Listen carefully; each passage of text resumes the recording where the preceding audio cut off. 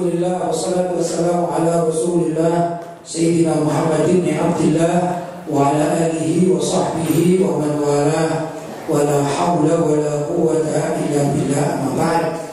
Hadirin mukarramin, ma'asyiral ulama al-fudala, ma'asyiral asatidzah al-kurama, bapak-bapak, ibu-ibu, para santri yang dirahmati Allah, wabil khusus orang tua kita yang kita cintai, kita muliakan, kita hormati dan kita tunggu barokah doa beliau al-walid Kiai Alawi. Mudah-mudahan beliau senantiasa diberi kesehatan, diberi umur panjang, sehingga dapat senantiasa menyertai kehidupan kita. Allahumma amin. Bapak-bapak dan ibu-ibu yang dirahmati Allah, sebagaimana biasanya pada kesempatan yang mulia ini saya akan melanjutkan pembacaan kitab Risalah Ahli Sunnah wal Jamaah yang dikarang oleh Hadratus Syekh Kiai Hasyim Asy'ari.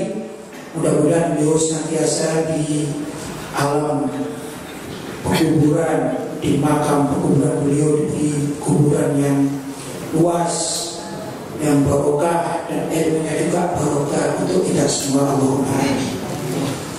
Sebagaimana pada kesempatan terdahulu tentang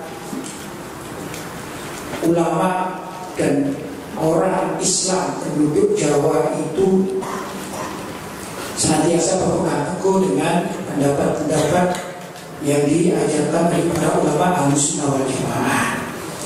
Kiai Hasyim Asy'ari juga mengukir beberapa pelanggaran-pelanggaran akidah yang dilakukan oleh aliran-aliran sesat, antara lain aliran yang dibawa oleh Syekh Muhammad bin Abdul Wahab dan kawan-kawannya.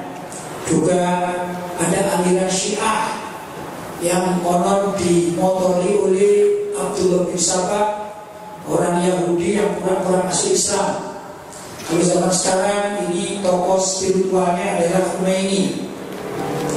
Itu juga sudah dibahas dalam pertemuan terdahulu tentang kesesatan mereka. Maka pada akhirnya Kiai Hasyim Asy'ari menukil beberapa aliran-aliran sesat yang harus diwaspadai oleh umat Islam di Indonesia, khususnya warga Ahlus Sunnah wal Jamaah, lebih khusus lagi adalah warga Nahdlatul Ulama. Kata Kiai Hasyim Asy'ari, wa minhum, di antara aliran-aliran sesat itu adalah Ibahiyun, yaitu kelompok Ibahi. Kelompok Ibahi itu kalau sekarang nggak begitu dikenal nama Ibahi, tapi kelompok Ibahi ini dibagi beberapa macam, atau ada dalam kelompok Ibahi ada sekte-sekte juga bagian-bagian. Karena kelompok Ibahi ini kalau orang zaman sekarang lebih kenal dengan kelompok yang namanya Wahdatul Wujud. Apa itu? Kalau bahasa Jawa dikatakan manunggaling kawula Gusti. Manunggaling kawula Gusti itu menyatunya hamba dengan Tuhannya. Itu kelompok-kelompok yang masuk dalam pembagian Ibahiyun. Tapi bukan hanya itu, banyak kelompok Ibahi ini juga terbagi-bagi yang lain. Antara lain itu kelompok manunggaling kawula Gusti, yaitu mereka yang ibadahnya cuma tafakur, hanya berpikir saja, mengingat Allah, tidak ada gerakan sholat, ya, gerakan sholat, gerakan zakat, gerakan puasa, gerakan haji itu tidak ada bagi mereka, karena mereka sudah mengatakan dirinya menyatu dengan Tuhan, dengan Allah melewati ilmu hakikat dan makrifat, maka tidak wajib lagi orang bersyariat. Itu antara lain. Mungkin kelompok ini masih sering didengar, ya, di tengah masyarakat. Baik, saya lanjutkan. Wabidhum, di antaranya Ibahiyun, yaitu kelompok Ibahi Yaquluna, yang mereka mengatakan innal abda, sesungguhnya seseorang itu idza balagha yata'abbah, kalau sudah sampai pada puncak kecintaan kepada Allah, wasafa qalbuhu minal ghaflah, dan merasa hatinya ini sudah bersih dari lupa pada Allah, maksudnya sudah menyatu dengan Allah. Waqtarul iman atau kufri wal kufran, dan kelompok ini merasa telah memilih keimanan dengan benar daripada kekafiran. Satu amru wan nahyu, maka mereka mereka meyakini telah gugurlah kewajiban al-amru, yaitu melaksanakan perintah-perintah Allah wa nahyu dan menjauhi larangan-larangan Allah. Jadi karena merasa dirinya sudah bersih, suci, murni, cinta pada Allah, menyatu dengan Allah, maka dikatakan, lah sekarang saya sudah masuk pada level menyatu dengan Allah. Sedangkan orang-orang yang masih sholat, zakat, puasa, haji itu kan belum menyatu, sehingga mereka wajib masih haji. Dan kami sudah tidak perlu lagi untuk melaksanakan sholat, zakat, puasa, haji. Itu keyakinan mereka. Ya. Wala yudhruhullahu nara birtika bilkabair. Dan kelompok ini meyakini orang sudah menyatu dengan Allah, sudah benar-benar menyintai Allah, memiliki keimanan yang sangat murni. Mereka meyakini bahwasanya bila mana mereka itu melakukan maksiat kabair, mungkin kabair ini dosa besar, lebih mudah orang Jawa mengatakan molimo, ya.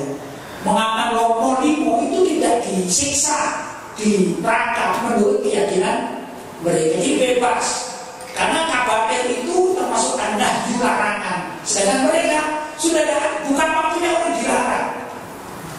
Ya, mungkin gambarnya begini, gambarnya begini. Kalau kita di masyarakat, ada level polisi, ada level masyarakat. Anggap saja ini dalam urusan perjalanan, urusan lalu lintas. Kalau masyarakat kan, kalau salah dihukum kan. Kalau dihukumnya, kalau kendaraan dia apa namanya? Ditilang. Tapi kalau polisi yang melanggar, siapa yang menilang?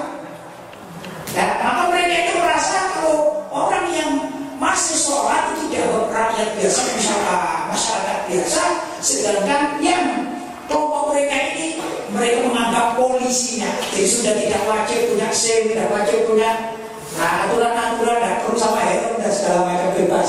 Barangkali begitu gambarannya, ya. Baik.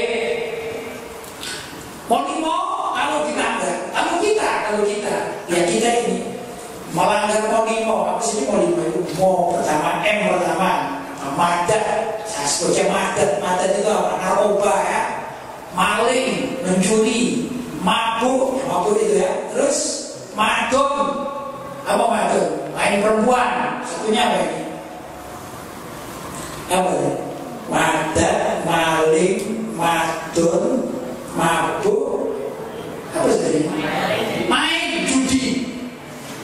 Kalau kita, ya misalnya terjerumus menjalankan salah satu dari 5 ini, itu kita merasa berdosa, ya, sehingga kita ada harapan untuk bertobat.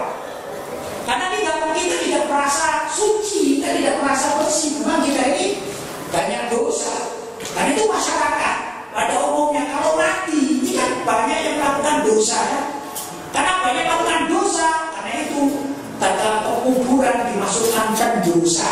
Pendosa itu adalah tempat orang berbuat dosa, ya. Nah, tapi di sana kemudian awal diberi didoakan, ada sholat mayit, ya, sholat jenazah dan lain sebagainya, ada talqin, ada zikir dan segala macam, kan? Ya, itu karena apa? Kita dibawa dengan pendosa, karena ini kita banyak dosa. Itu masyarakat pada umumnya, dan itu yang dirasakan ini benar. Kalau kita merasa berdosa, kita masih ingin bertobat. Masalahnya, kalau ada orang merasa dirinya tidak berdosa, bahkan melakukan molimo, tidak merasa bermaksiat. Kenapa? Karena sudah bebas. Gak sholat bebas, gak zakat bebas, gak haji bebas, gak puasa bebas, melakukan dosa besar juga bebas, dosa apa saja juga bebas. Itulah yang diyakini oleh penganut Ibahiyun. Itu salah satunya, kelompok satu. Bapak dulu sebagian dari anggota Ibahiyun itu yang dulu mengatakan innahu tasqutu anhu ibadatil dhahirah.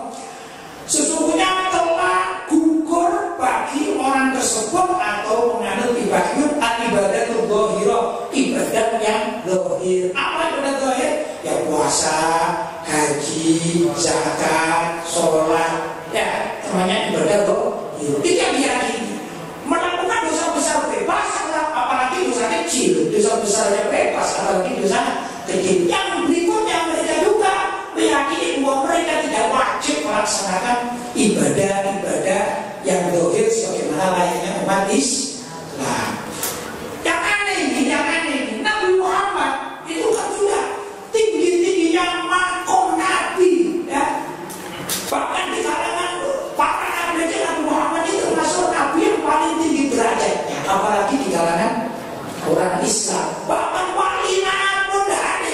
penyanyi Nabi Muhammad, betul?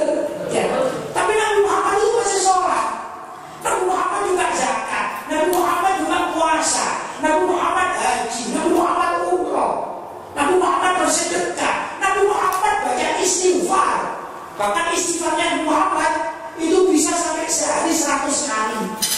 Jadi Nabi Muhammad tidak merasa begini, saya karena seorang Nabi yang kedudukanku ini, kedudukan saya sudah tinggi, saya tidak wajib sholat. Tidak begitu Nabi Muhammad. Saya tidak wajib zakat. Tidak begitu. Saya tidak wajib puasa. Saya tidak wajib haji. Tidak begitu.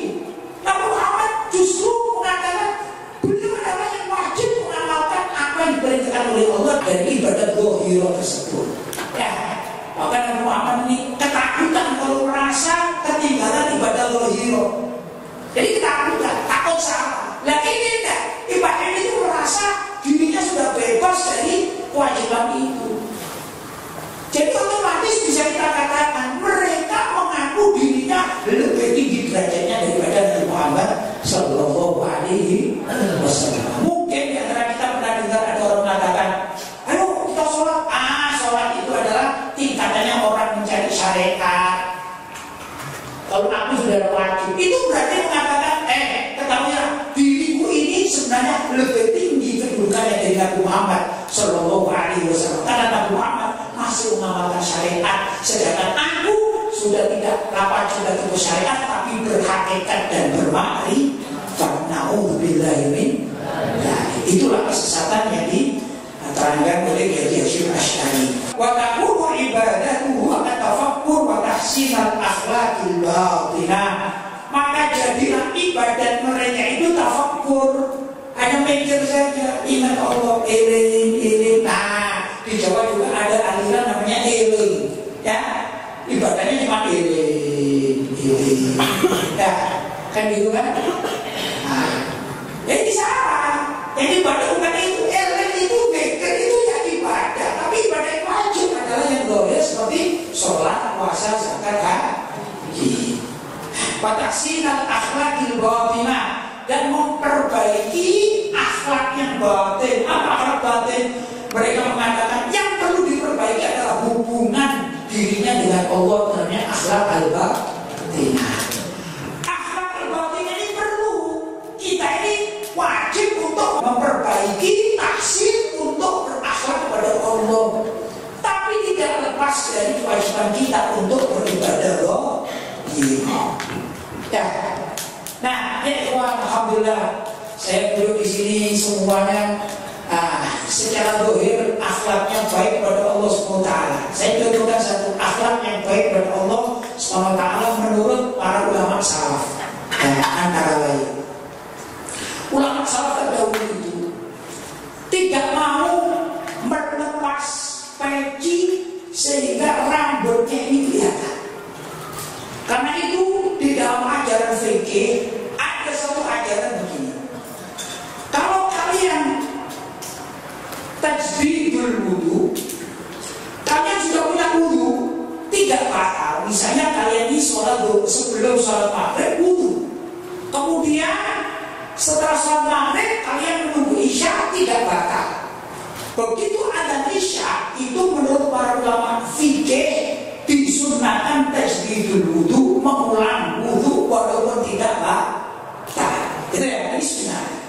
Ada satu peristiwa di situ yang perlu dicermati. Nah, tak kala kita ini tajdidul wudu, maka bolehlah tak kala kita waktunya mengusap rambut, itu bukan rambutnya yang diusap, tapi pecinya atau imamahnya pada zaman dahulu.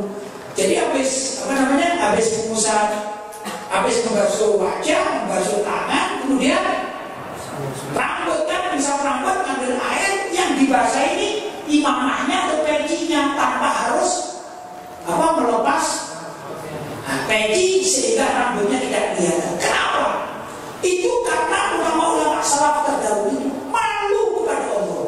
Kalau rambutnya kelihatan kepada Allah itu malu, walaupun laki-laki. Kalau perempuan sudah maklum, ini laki-laki. Saking apanya? Saking ingin berakhlak kepada Allah Subhanahu wa Ta'ala. Itu demikian. Maka ada ajaran seperti tadi itu. Tidak perlu lepas rambut. Kenapa? tasawuf, hukum itu dibagi dua. Pertama hukum fikih, kedua hukum tasawuf. Kalau hukum fikih seperti kita pelajari, contoh hukum fikih sekarang masyhur bahwasanya aurat wanita itu di luar sholat itu ada dua pendapat. Pertama pendapat paling kuat yaitu jami'u badaniha, semua badannya tanpa kecuali, jadi wajahnya pun wajib ditutupi. Ya. Maka kalau ada orang bercadar itu tidak salah menurut fikih ulama salaf Ahlus Sunnah wal Jamaah. Mau empat mazhab itu siapa saja, Hanafi, Maliki, Syafi'i, Hambali, qaul ini ada, pendapat ini ada, semuanya. Semua wajib ditutup itu qaul pertama. Qaul kedua, kita tidak bicara dalam sholat ya. Qaul kedua adalah jami'u badaniha illal wajhi wal kaffi. Semua badannya wanita itu adalah aurat kecuali wajah dan telapak tangan. Ini rupanya hukum yang kedua diambil oleh ulama-ulama Nusantara, sehingga banyak keluarga kita yang kalau namanya berbusana muslimah itu berbaju sampai tertutup ke bawah kecuali wajah dan tangannya. Ini ada pendapat ya. Ya ada apa yang pendapat, tapi yang terkuat pendapat pertama ya. Tapi tetap masih ada dua pendapat dan masalah ya. Nah, gimana dengan aurat laki-laki? Kalau aurat laki-laki menurut fikih sudah jelas, kita semuanya paham apa itu wajib menutupi antara pusar sampai di bawah lutut sedikit, lututnya wajib ditutupi, pusarnya wajib ditutupi. Berarti dada wajib ditutupi tidak wajib. Artinya begini, orang sholat misalnya minim, karena mempunyai pakaian yang minim, yang penting bisa menutupi batas aurat wajib, yaitu antara baina surah rukbah ya, antara surah pusar dan lutut ya, semuanya tutupan. Maka dia sholat itu andai kata sholatnya sah menurut fikih, tapi tidak sah menurut tasawuf. Maka di sini hukum ada dua. Hukum tasawuf itu mengikat. Gimana? Orang laki-laki kalau ingin sholat diterima sholatnya, bukan sah sholatnya, diterima sholatnya. Kalau fikih bukan sah atau tidak sah. Kalau tasawuf hukumnya diterima atau tidak diterima. Tapi diterima sholatnya, apakah sholatnya harus ada tahsin akhlak fi sholat, memperbaiki akhlak dalam sholat. Apa itu? Seperti aurat wanita. Yang kedua apa? Jami'u badanihi illal wajhi wal kaffi. Ya, maka orang laki-laki di dalam sholat menurut hukum tasawuf yaitu semua badannya kecuali wajah dan tangan ya, telapak tangan. Demikian ya. Dan itu kita alhamdulillah seperti kalian ini di sini semuanya pakai peci, semuanya pakai baju, semuanya pakai sarung ya. Mungkin ada yang pakai celana itu tertutup sampai bawah. Ini adalah tahsinul akhlak. Paham ya? Nah, orang ibadiyun mengamalkan itu tapi meninggalkan sholat. Nah, ini juga sesat. Jadi yang benar adalah mengumpulkan antara hukum wajib fikih yaitu wajib sholat dengan tahsinul akhlak, wajib tentang memperbaiki akhlak kepada Allah Subhanahu wa Ta'ala. Itu yang benar adalah Ahlus Sunnah wal Jamaah. Qala Sayyid Muhammad fi Syarh Ihya, berkata Sayyid Muhammad dalam kitab Syarh Ihya, wa hadza kufrun, ini adalah kufur. Maksudnya orang ibadiyun itu hukumnya kufur, kafir. Wa zandaqah, dan zindik itu kalau menurut lugah adalah kotor. Zindik itu menurut bahasa adalah artinya kotor ya. Tapi kalau menurut Imam Malik dan Imam Syafi'i serta Imam Ahmad bin Hanbal radhiyallahu anhu, yang namanya zindik maupun zindik, az-zindik yaitu idharul Islam wa yudminul wa kitabul ibtalul kufri. Dia menerangkan keislamannya sedangkan membatinkan, menyembunyikan kekufurannya. Jadi gimana? Seperti orang munafik. Orang munafik itu kan kalau ketemu sama sesama Islam kan seakan-akan dia Islam, ya. Tapi tatkala dia keluar dari arena umat Islam, maka dia menampakkan kekafiran dengan kelompok mereka. Itu menurut Imam tiga imam tadi ya, Imam Malik, Imam Syafi'i, dan Imam Ahmad bin Hanbal. Wa dhalalah, dan juga sesat katanya Syekh Sayyid Muhammad fi Syarih Ihya. Walakinnal ibahiyuna, tetapi ibahiyun itu mawjuduna min qadimi zaman, sudah ada zaman dahulu kala. Jahalah, mereka adalah orang-orang bodoh. Dhalalah, mereka adalah orang-orang sesat. Laisa lahum ra'sun, tidak mempunyai pemimpin. Ya'lamul ilma syar'iyyah, yang memahami ilmu syariat kama yang bagi sebagaimana ada umumnya. Jadi pimpinan mereka itu dulunya adalah orang-orang bodoh, ya, tapi ingin bertasawuf. Nah ini bahayanya, orang bodoh belum mengerti syariat, belum mendalami ilmu agama, ilmu fikih, tapi terjun ke dunia tasawuf. Maka tasawufnya ini tasawuf yang sesat. Kalau tasawuf dalam Ahlussunnah wal Jamaah itu adalah tasawuf yang berbingkai syariat. Beberapa waktu yang lalu saya pergi ke komunitas Aceh, dari Aceh juga ketemu juga di Batam. Ini ada orang-orang Ibahiyun, ini ada.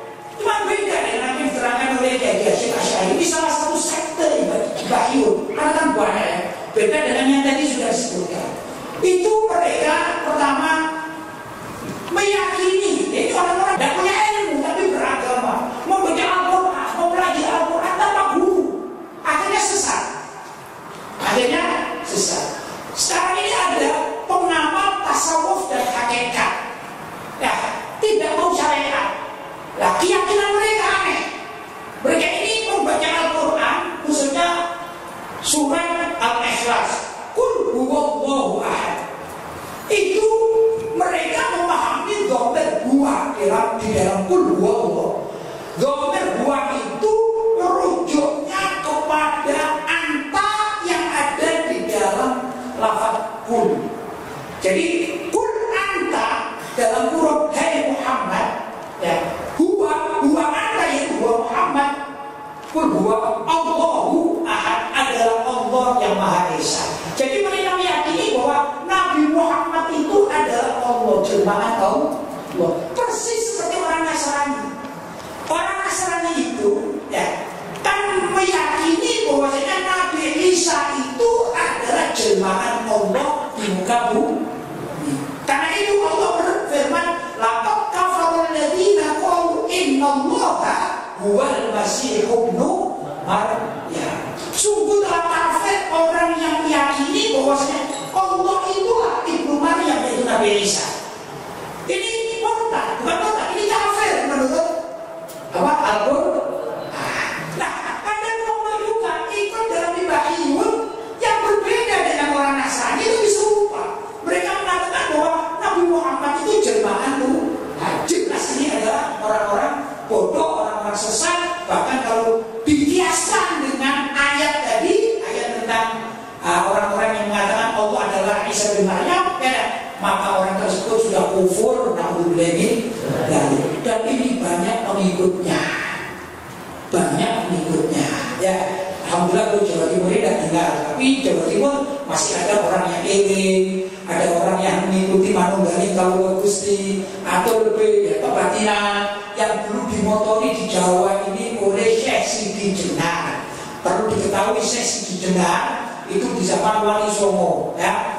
Wali Songo ini adalah orang-orang pengikut tasawuf berbingkai syariat yang dimotori oleh Imam Al-Junaid Al-Baghdadi, dilanjutkan oleh Al-Imam Abu Hamid Al-Ghazali, dan juga Al-Habib Abdullah Haddad. Itu yang ada di Indonesia tasawufnya sesuai dengan syariat. Tapi ada juga pelaku pengikut Sidi Jenar. Apa itu? Yaitu manunggaling Kawula Gusti. Dulu tak kala Wali Songo ini mengetahui tentang adanya pemahaman Sidi Jenar yang seperti itu, panjang sejarahnya, serikas. Akhirnya para Wali Songo ini mufakatan atau musyawarah, mengadakan musyawarah nasional, ya, Munas Wali Songo, ya. Dalam Munas itu mereka Bahsul Masail, ya, Bahsul Masail tentang gimana orang yang tidak mau sholat, dia meyakini dirinya menyatu dengan Allah. Maka muncullah fatwa mati yang dikeluarkan oleh para wali songo ditujukan untuk Sidi Jenar. Ya, sehingga Sidi Jenar dihukum mati, walaupun setelah dihukum mati itu banyak yang tidak dihukum mati. Ada yang mengatakan Sidi Jenar bunuh diri, diikuti oleh pengikut-pengikutnya. Ya, ada yang mengatakan diedam, ya dibunuh, diketok palu. Ada riwayat macam-macam yang saya baca. Ada yang mengatakan pengetok palunya itu adalah Sunan Giri, tapi ada yang mengatakan yang lain. Itu namanya sejarah, maklumlah seperti itu sejarah ya. Kira-kira ya. Tapi itulah cerita secara umum bahwasanya kita sebagai pengikut Wali Songo, orang Islam Indonesia Ahlussunnah wal Jamaah, aswaja khususnya NU itu kalau ziarah biasanya ziarah Wali Songo, bukan ziarah Sidi Jenar. Nah, kenapa? Karena Sidi Jenar di fatwa mati dianggap sesat oleh para wali Songo. Karena itu kita tidak perlu mengikuti ajaran Sidi Jenar, kita mengikuti ajaran Wali Songo saja ya, yang membingkai tasawuf dengan syariat. Nah, itu namanya wali. Wali Songo itu wali ya kan? Beliau sholat, zakat, puasa, melakukan fikih. Seperti Nabi Muhammad SAW, tapi tetap predikatnya sampai detik ini namanya Wali Songo. Ya, kemudian ada yang mengatakan, oh Sidi Jenar wali, kita ingat. Kenapa kita ikut Wali Songo? Kalau misalnya ada pengikut Sidi Jenar datang ke sini, kami ini sunatnya berangkat, kami ini pengikut Sidi Jenar itu begini dan begitu misalnya ajarannya, kita katakan kami adalah pengikut Wali Songo, maka akan kami fatwa mati pengikut Sidi Jenar mengikuti siapa? Para Wali Songo. Ya, itu sebenarnya kita tegas, kita benar sesuai dengan syariat. Itulah yang diajarkan oleh Mbah Hashim Asy'ari. Mudah-mudahan apa yang saya sampaikan ada manfaatnya. Mudah-mudahan kita semuanya mendapatkan berkah dari keberkahan Mbah Hashim Asy'ari dan juga ulama-ulama salaf terdahulu, dan khususnya kita mendapatkan berkah dan doa dari Sidi Walid Kiai Haji Basri Alwi. Mudah-mudahan kita semua selamat di dunia wal akhirat. Mungkin apa yang saya sampaikan ada hal-hal yang kurang tepat, saya mohon maaf yang sebesar-besarnya. Hadza ma aqulu lakum wal 'afwu minkum. Wassalamualaikum warahmatullahi wabarakatuh.